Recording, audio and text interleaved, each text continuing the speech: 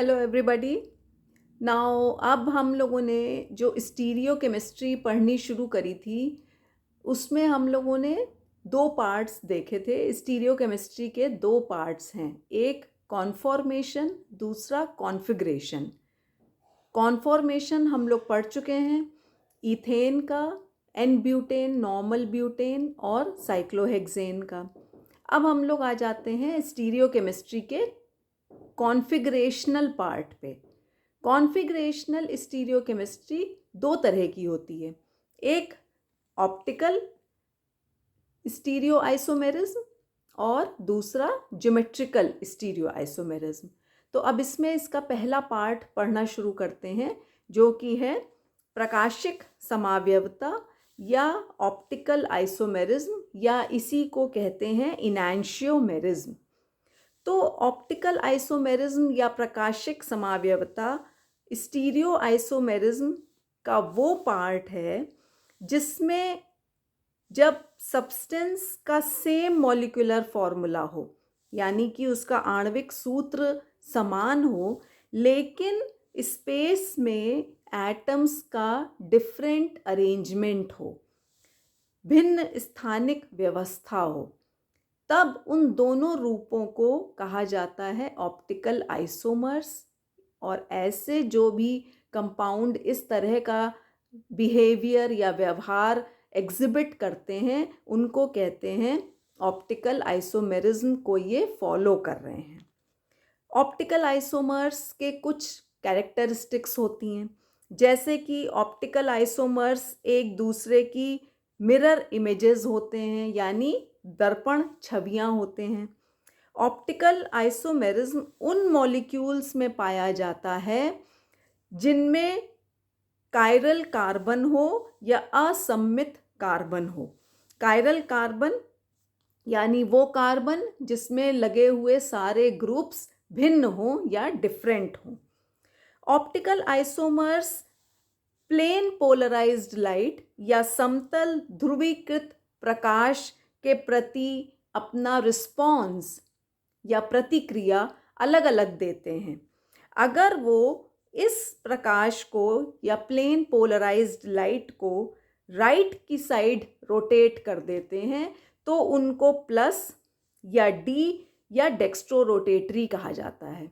और जो optical isomer plane polarised light को लेफ्ट की तरफ रोटेट कर देता है उसको माइनस एल या लीवो रोटेटरी कहते हैं।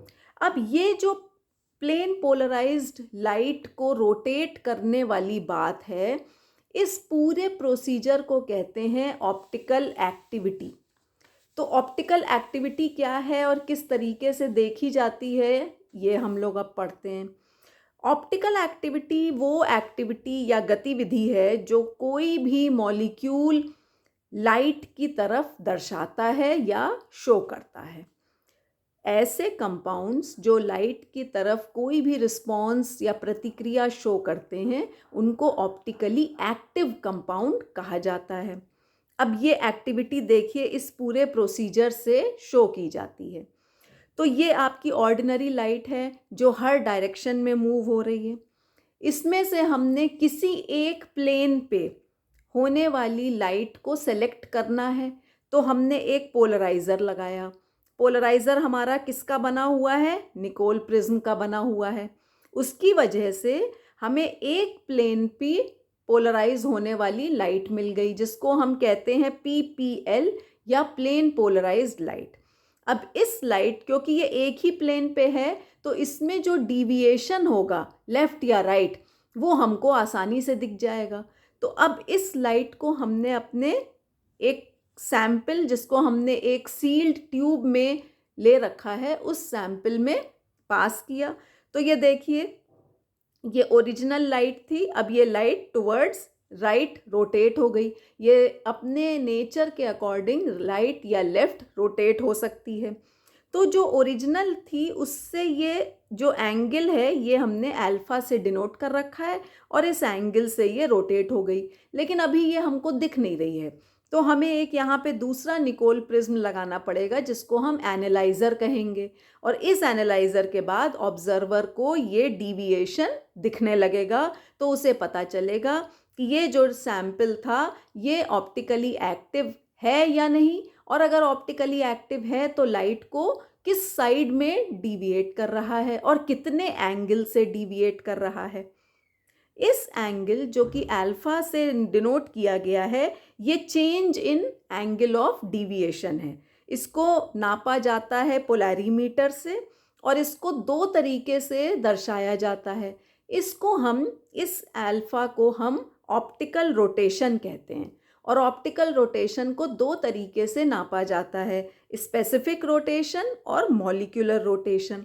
स्पेसिफिक रोटेशन होता है alpha at a certain temperature T for a certain wavelength of light used lambda is equal to alpha upon LC।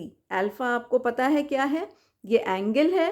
L क्या है, लेंथ ऑफ सैंपल ट्यूब जिसको डेसीमीटर में नापा जाता है, और C क्या है, कॉन्सेंट्रेशन ऑफ सैंपल जिसको ग्राम्स पर मिलीलीटर में लिया जाता है।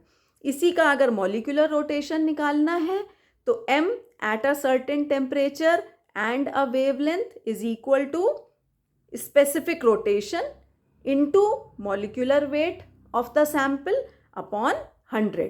तो इस तरीके से ये इतने कैरेक्टरिस्टिक्स, उनका ऑप्टिकल एक्टिविटी क्या होती है, ऑप्टिकल रोटेशन क्या होता है, और किस प्रकार से इसको नापा जाता है, अब इसके आगे कंटिन्यू करके नेक्स्ट उसमें पढ़ेंगे।